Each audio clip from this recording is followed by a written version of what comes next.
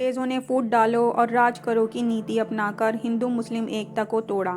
भारत में हिंदू और मुस्लिम सदियों से साथ रहते आ रहे थे, लेकिन अंग्रेजों ने इस एकता को तोड़कर अपनी हुकूमत को मजबूत किया।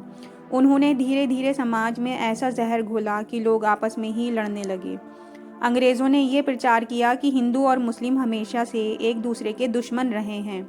उन्होंने किताबों और दस्तावेज़ों में ऐसी बातें लिखवाईं जिससे ये लगे कि मुग़ल शासक सिर्फ हिंदुओं के विरोधी थे, जबकि सच ये है कि कई मुग़ल राजाओं ने हिंदुओं को प्रशासन और सेना में बड़े पद दिए थे।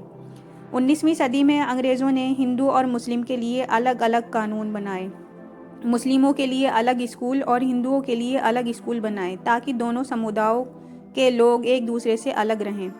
उन्होंने अंग्रेजी शिक्षा को बढ़ावा दिया, जिससे पारंपरिक गुरुकुल और मदरसा शिक्षा प्रणाली कमज़ोर पड़ती गई। 1857 की आज़ादी की पहली लड़ाई में हिंदू और मुस्लिम एक साथ लड़े थे। बहादुर शाह जफ़र की अगुवाई में दोनों धर्मों के लोग अंग्रेज़ों के खिलाफ खड़े हुए थे, लेकिन अंग्रेज़ों ने इस विद्रोह को कुचलने के लिए बाद में मुस्लिमों को मुख्य अपराधी बताकर उनके खिलाफ सख्त कार्रवाई की। 1909 के मिंटो मार्ले सुधार के तहत मुस्लिमों के लिए अलग निर्वाचन क्षेत्र बनाए गए। इसका मतलब ये हुआ कि मुस्लिम सिर्फ मुस्लिम उम्मीदवारों को वोट देंगे और हिंदू सिर्फ हिंदू को। इससे दोनों समुदायों के बीच राजनीतिक दूरी बढ़ गई।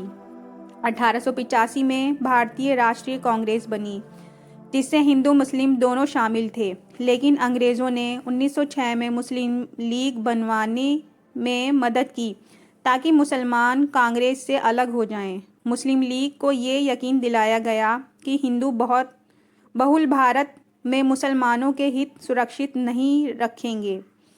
अंग्रेज़ों के ने जगह जगह हिंदू मुस्लिम दंगे करवाए। अखबारों और अफवाहों के जरिए नफरत फैलाई गई।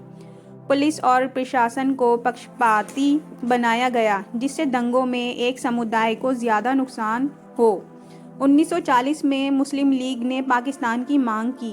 अंग्रेज़ों ने इस मांग को हवा दी और कांग्रेस और लीग के बीच दूरियां और बढ़ा दी। 1947 में भारत पाकिस्तान का बंटवारा हुआ, जिसमें लाखों लोग मारे गए और करोड़ों बेघर हो गए।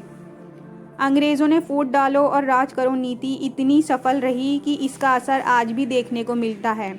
उन्होंने हिंदू मुस्लिम एकता को तोड़ने के लिए इतिहास को बदला, राजनीति में जहर घोला और दंगे करवाए। अगर भारतीय एकजुट रहते तो शायद अंग्रेज़ इतने लंबे समय तक राज ही नहीं कर पाते।